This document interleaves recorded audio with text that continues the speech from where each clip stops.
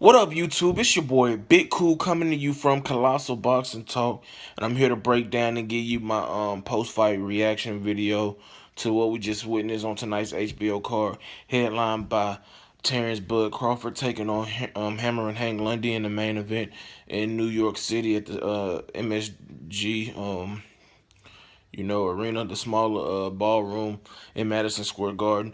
On the undercard, we had Felix Verdejo taking on Will Silva or Mike Silva. I know his last name was Silva. Both guys are undefeated. We all know Felix Verdejo, a highly touted amateur out of Puerto Rico. He's the next coming, the next Felix Trinidad, the next Miguel Cotto. Some people even, you know, visualize him being better than both of those guys. He's 5'9", 22 years old at 135 pounds. So he's going to go up in weight from what, 140, 147, 154, possibly 160, as Roy Jones said tonight. I mean, he's supremely talented. He's Bob Arum's potential next cash cow. He can punch, he can box, he has a very good jab, has fast hands, has youth on the side. Like I said, he's 22 years old. He's far from his prime. He hasn't even hit his peak yet. I think this was his 17th or 18th fight. Might be wrong, but I mean, he's a boxer puncher. His jab was on display tonight. The left hook, he loves to throw the right hand, although he didn't use it too much tonight because he was going up against a taller opponent in Silva, who was, I believe, 5'10" or 5'11", and throwing a uppercut against a guy like that that's taller than you, obviously causes you to give up your height and make you vulnerable to counter shots, right hand, left hooks. But he used his jab very well. He threw left hooks, right hands.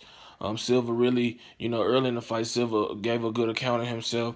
He landed some nice right hands of his own. He pinned Verdejo on the ropes at times, got off some combinations. He said going in this fight in the fighter meetings with Jim Lampley, Max Kellerman, and Roy Jones that he viewed himself as the counter puncher, but he didn't have the speed to be an effective counter puncher tonight, nor did he have the timing. So he had a lot going against him. Although he's still somebody you should look out for. I believe that he should fight more over in the in the States or maybe the UK or somewhere that has a big boxing following because he's from Brazil and as he said, he's gone 3 years of sometimes fighting just once a year because Brazil is a big basketball and soccer country, not a big boxing country. So he said it was hard for him to find opponents to fight. So I think he needs to pack up and come to either the States or go to the UK or any country that has a big boxing following where you can get a lot of quality sparring and a lot of quality fights against some quality boxers. But overall, Felix Verdejo looked it real good. Speed, power, boxing skills was on display, and I expect nothing but greatness from him as he moves forward. It's time for him to take a real step up in this next fight against whoever it may be. Like I said, he's at 135, so I'm pretty sure Bob Arum and his manager can come up with a quality foe for his next fight. But Verdejo can do it all, and I look forward to seeing him, showcase those skills against a better fighter, upper echelon fighter in his next fight. Now on to the main event.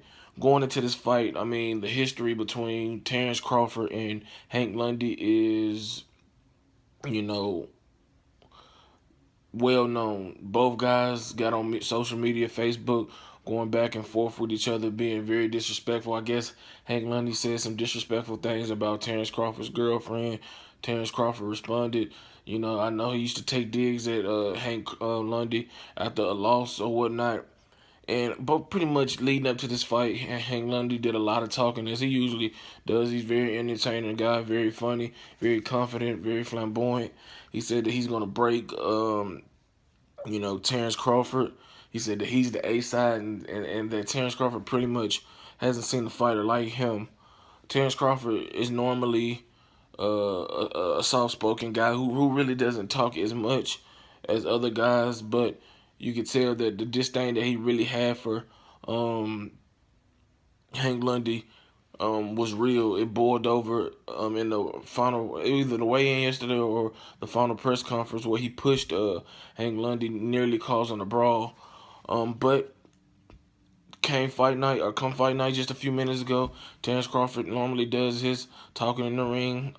Great young fighter. He's an orthodox fighter who can southpaw orthodox fighter, excuse me, who switches to southpaw predominantly in his fights, and that's when he turns it up a notch. He has power in both hands, decent speed. He's getting better on the defensive side, even though Lundy came out fast today, landed some nice left hooks and right hands, nice 1-2 combinations. Uh, Crawford had the height advantage in the reach advantage, and the way he fights with a wide stance and the way he uses his jab, it's to his favor. As Jim Lampley mentioned during the broadcast, that he was aiming the jab to the forehead of Lundy instead of the chin. So if you're aiming at the forehead, it's like right above the eyes and below the forehead. So you blinding him, which I assume he was blinding him to land his, so he couldn't see the potential incoming straight left hand that Crawford loves to throw. But Crawford finally got him. He got him in the fifth round. Uh, he doubled up on the jab, landed a straight left, and another one, and then a left hook, I believe, or whatever it was, a right hook or something like that. But hurt him, sent Lundy stumbling back, jumped on him, hit him with another left hand. He went down. Lundy got up. He was clearly badly hurt. Uh, Referee Steve Willis gave him a chance. She said he was all right. Resumed action, and Terence Crawford, as he always does, he went in for the kill. Landed some nice right and left hooks. Lundy was throwing back, but to no avail. He was still clearly hurt, and Crawford was landing some big punches, and I think that it was a great stoppage. My fellow colleague at CBT, Smooth Cat, disagrees with me, but I can see what he said that because Lundy was throwing back, but Steve Willis, in my opinion, did a fantastic job in jumping in when he did, because you never want to see a fighter take unnecessary punishment.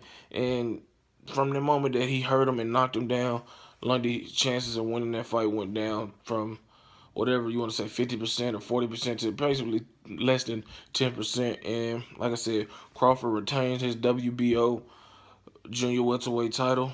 In the post-fight asked who he'd like to face, he said anybody. He said he's never turned down a fight. He's fought anybody offered. He pretty much told Max to ask his manager Cameron Duncan or Bob Arum. I know that he want to fight Pacquiao next, but you got Ruslan providing the call, Victor Post out there, Adrian Broner. Depends on if they can come together and work. Al Heyman and HBO and Bob Arum, but there's a lot of quality fights out there. 140, Matisse, who's moving up to 147, but probably for a fight with Crawford will probably come back down. There's a lot of quality fights out there, 140 and 147 for Terence Crawford. So, I mean, Bud is a blossoming star, and I expect nothing but greatness from him as well. But that's it for this reaction. I mean, that's it for this breakdown, post-fight video, reaction video, whatever you want to call it. Leave your comments in the comment section below. Tell me what you thought of this video. Tell me what you thought about tonight's action. Grade each guy of Felix Verdejo and Terence Crawford on a 1 to 10 scale. And let me know who would you like to see them fight next. Subscribe to this channel, like this video. Head over to Facebook, like our Facebook page, Colossal Boxing Talk. Until next time, I'm out. Peace.